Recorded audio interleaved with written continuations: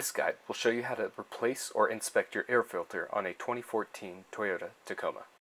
Pull the hood release. Unlatch, then prop up the hood using the prop rod. Unclip the air filter.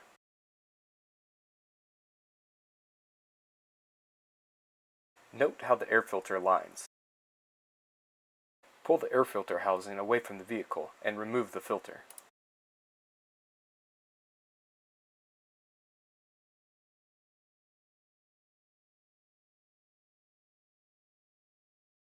Reinsert your new air filter.